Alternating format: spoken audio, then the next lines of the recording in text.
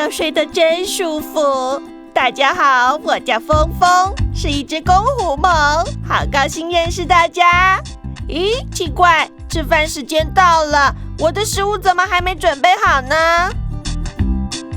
Hello， 大家好，我是照顾狐獴的饲育员。然后现在呢，在我身边的这一只呢，就是狐獴，跟我们很亲近的，它叫做峰峰，它是公的。那旁边那一只呢，就是母的，就是它的好朋友，叫做吉吉。那这个族群呢比较小，就只有它们2只。像我们平常啊，就会像这样，我就会主动的让它自己跳到我身上，但是我们绝对不会做一个动作，就是主动的去碰它，因为这样反而会有反效果。通常我们在碰它的时候，等于是有可能要在抓它的行为，所以我们尽量在跟它有亲密接触的时候，当然都不会让它有一个负面的感觉。我跟它的关系亲密互动到有时候就算没有食物，它还是会跑到，因为天气冷的话，我穿着厚外套，它就会跑到我的外套里面做取暖的动作。我们一天吃2餐，早餐就是美味多汁的大麦虫，还有配上可口的面包虫，真的好好吃哦。那为什么它叫吉吉呢？你可以看到它在吃东西的时候，比一般的狐獴还来得更急。那有时候会发出一个比较特别的声音，对，就是有点像是警戒，就是你不要跟我抢啊，它想快点吃，就是你不要吃到我的食物的那种感觉。那通常在喂食的时候，我们就会把它的邻居所隔开，因为他们邻居也喜欢吃一些小昆虫，那可能就会跟他们抢食物，那这样其实会造成他们都没有食物可以吃，所以在喂食他们的时候，我们都会固定在这边看到确保说都有吃完了，我们才会离开。我们的邻居是一群狐猴，他们最喜欢来抢我们的食物，但是我们感情还是很好啦，所以才可以这样子每天腻在一起。像我们这边的个体比较凶的就是这2只褐狐猴，所以我们一开始在放的时候，当然都会去观察一下它们的互动状况。那目前为止都没有发生太大的一个打斗的行为。那唯一比较有问题就是只有在采食的时候，我们可能就稍微要看着一下而已。峰峰，我们是好朋友，就分我一点嘛。不行，我会吃不饱啦。如果他们真的很弱势的话，这些邻居绝对不是站在旁边呆呆的看，会直接去抢食，就代表说狐獴还是很凶，还是有地位，所以他们只敢在旁边看。对，那狐獴呢，其实它还是很凶，就是比较凶一点，那也是有野性存在的，所以基本上我们还是不要去弄我们的手去做触碰的动作。那如果他今天想来碰你，那可以，但是我们千万不要自己主动，因为真的很容易会受伤，而且受伤通常都是直接见血。所以非常的危险。峰峰和吉吉终于吃饱了，究竟狐獴的外观有什么特殊的构造和功能？现在就让我们来仔细观察它们的特征咯。那它身上其实有很多比较特别的特征，比如说像是它的眼睛，可能会觉得说它的眼睛周围怎么会黑黑的？那最主要就是因为它天敌呢是来自于天上的老鹰，所以呢它这样其实是有点戴太阳眼镜的感觉，对，就可以直视着太阳。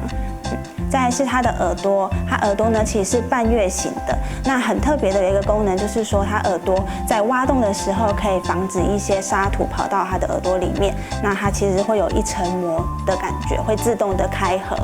好，再来是它的尾巴，它尾巴就等于是它的第3只脚，它的长度呢最长可以到达25公分。但是你们可能会发觉说，有些狐獴的尾巴会比较短，那是因为它们出生的时候可能有些尾巴就会有些缺陷，那就可能会稍微短一点。那它尾巴呢，其实在它们在站哨啊或是站立的时候，就可以达到支撑的功能。那在比较特别的地方就是它的爪子，那其实它最主要的爪子大概是有2公分左右，所以它在挖土的时候就会靠它的爪子，或是还有比较特别，我们有观察到它吃东西的时候也是会用爪子把那些虫捞起来放到嘴巴里面吃。那再来是狐獴，它的身高呢大概是35公分左右，然后体重呢在野外的话，平均体重是700到800克左右。可是呢，在我们园区所饲养，因为食物的来源是比较稳定的，所以体重大概是在1公斤到1.5公斤左右。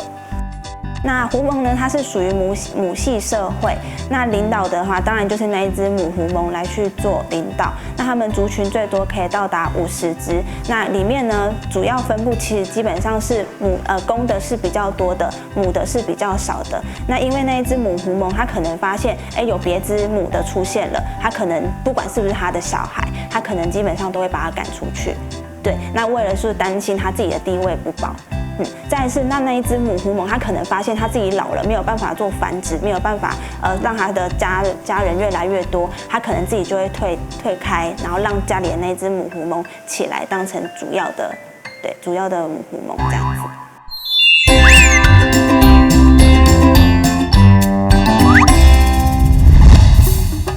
狐獴来自非洲南部、纳米比亚以及安哥拉西南部的克拉哈里沙漠中。因为是群居动物，它们会一起互相帮忙采集食物、警戒掠食者，甚至是一起照顾年纪较小的狐獴。那狐獴呢，它是来自于比较干燥的国家。那一开始有人可能会觉得它是住在沙漠，但是其实它是比较荒漠的地方，就是可能土壤是比较多，但是也会有一些生长一些植物。那因为他们所吃的食物呢，就像是昆虫啊，然后还有一些植物，所以他们就会生活在比较荒漠的地方。狐獴有着2公分的长爪，既尖锐又有力。它们会用爪子挖掘地洞，打造一个舒适的地下室，然后群居在里面，相当安全哦。那狐獴呢，它最主要是住在地底穴里头的动物。那为什么会这样子呢？最主要就是因为它们的天敌是来自于天上的老鹰，所以等于那是它的避风港。那它回家的时候就躲在里面。那它们是属于群居的动物，所以在野外最多可以到达40跟50只左右。最主要是因为它们的体型很小，那如果它们在攻击的时候会跳一个战斗舞，那所以看起来的气势就会比较庞大。那可能老鹰看到或是蛇看到的时候，那当然就会害怕，那就会退缩。不要小看我们娇小的身躯，当我们面对敌人时，可是会团结在一起，把背部拱起来，竖起尾巴，同时发出嘶嘶的声音，让对方以为我们是一只巨大凶狠的动物。这就是你们说的战斗舞，有趣吧？他们还有一个很特别的行为，就是他们会站哨。其实我们可以看到，有些狐獴它都会站在家里的最高点。为什么要这样子？因为他们也是因为体型太小，所以他们没有办法看到很远的地方。那这时候他们有一只就会站到家里的附近，或是多只。那这时候他们看到有敌人接近了，他就会开始发号一些施令，然后所有的狐獴发现，他就快点立刻躲动。不管是年长或年幼，男生或女生，大家不分你我，轮流站哨。只要谁有空，谁就会来帮忙。当敌人一靠近时，站哨者就会发号施令，让大家赶快躲到洞穴里去。大家彼此分工合作，捍卫自己的家园，是不是相当团结呢？那再来是呢，他们还很喜欢爱抱抱。为什么要爱抱抱呢？其实是因为他住的地方是早晚温差是比较大的，所以他们就会用抱抱的方式来做取暖。那像我们有观察到，晚上在睡觉的时候，不管是冷或是热，他们一样都还是会抱在一起睡觉。所以他们其实看起来就是一个很温馨的家庭的感觉。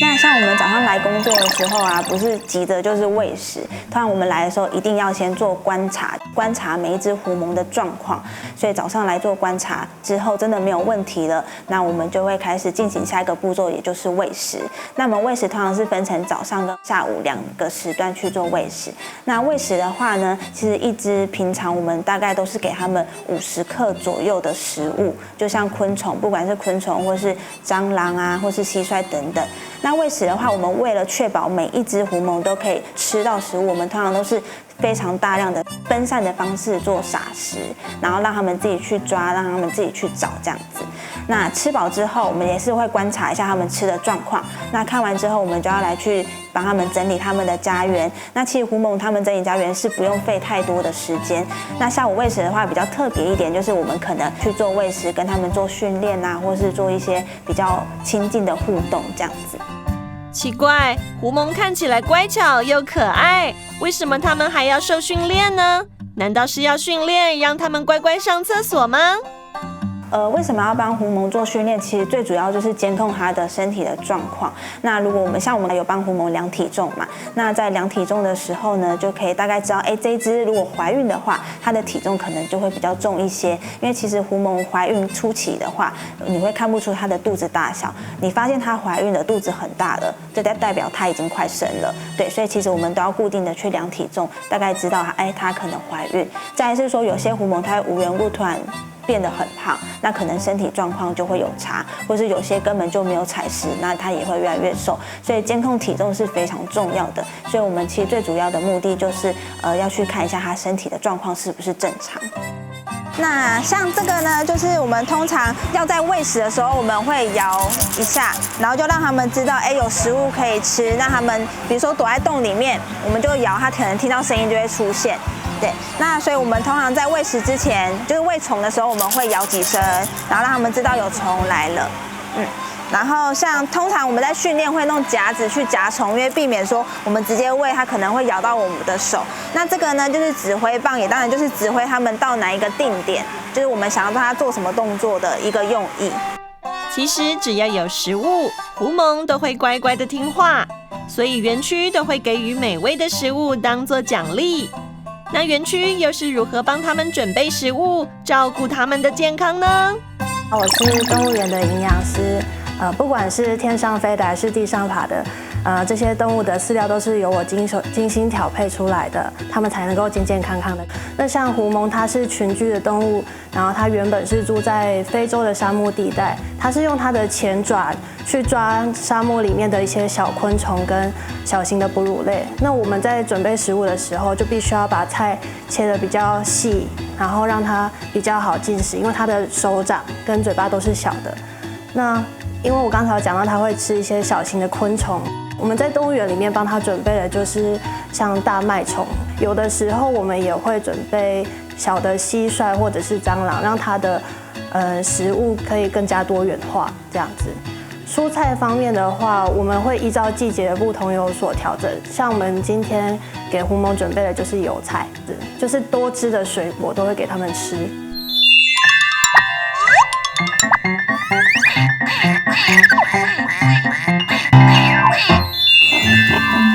我们的体型较小，体内没有储存脂肪，所以每天要吃东西才会长大。你们不要再跟我抢东西吃了，我要生气了。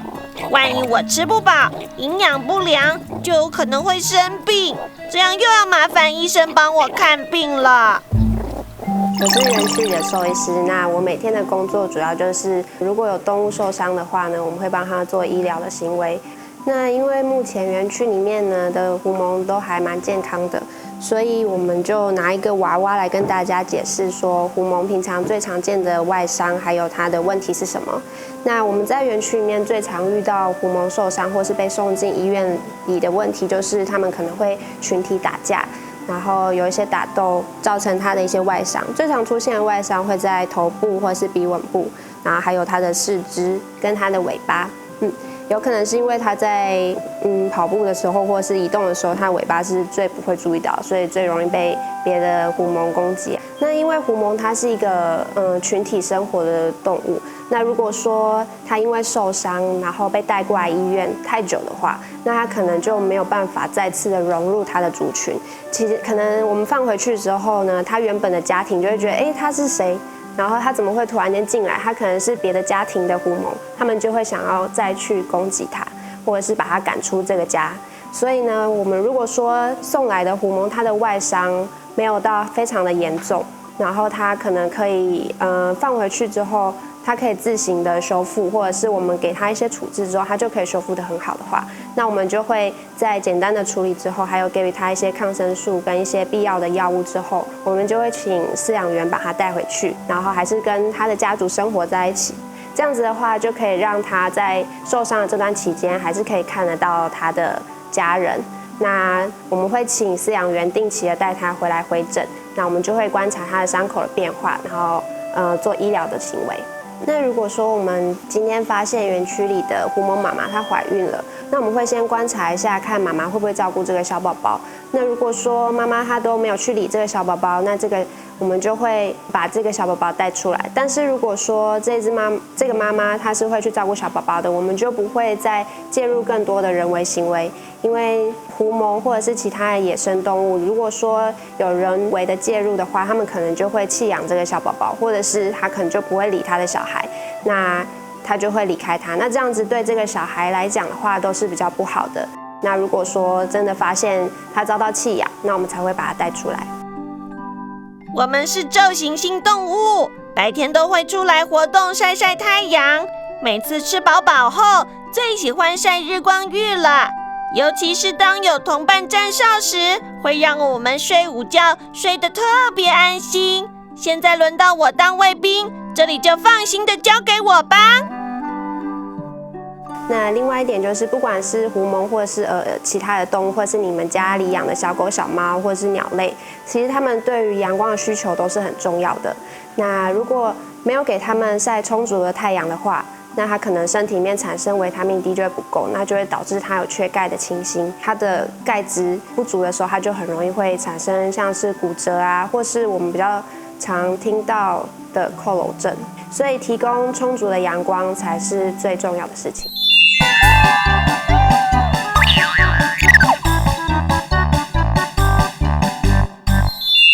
下午喂食的时间到喽，顺便来跟大家介绍园区内市里最庞大的家族——白白家族。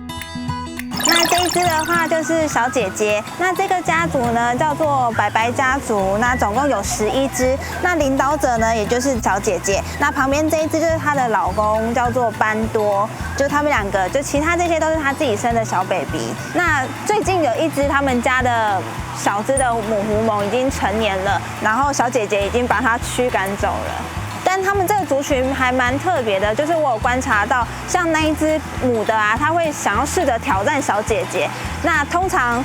公的都是不太理它，会让他们两个人自己去打。但是呢，这个族群是爸爸也会帮忙妈妈，就是去教导那个他的女儿不要这样做，不可以去欺负自己的妈妈。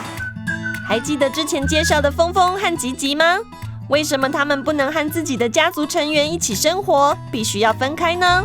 那我们现在园区里面呢，大概有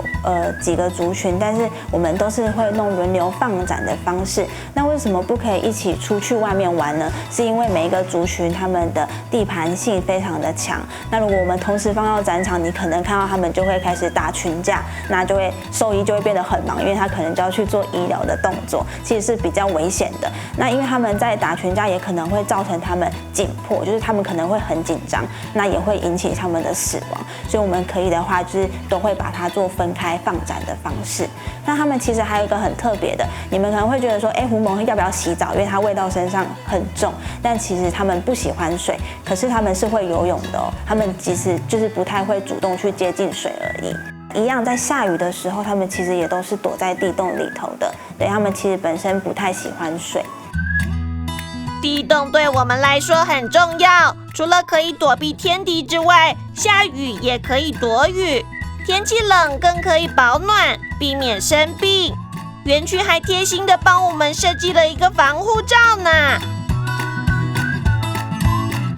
那我旁边这个是透明罩，那因为其实我们这边有时候冬天是非常寒冷的，所以我们就会留了这一个，让它可以躲在里面，然后做站哨，或是说，比如说我们里面会放一些暖暖包，就达到保温的效果。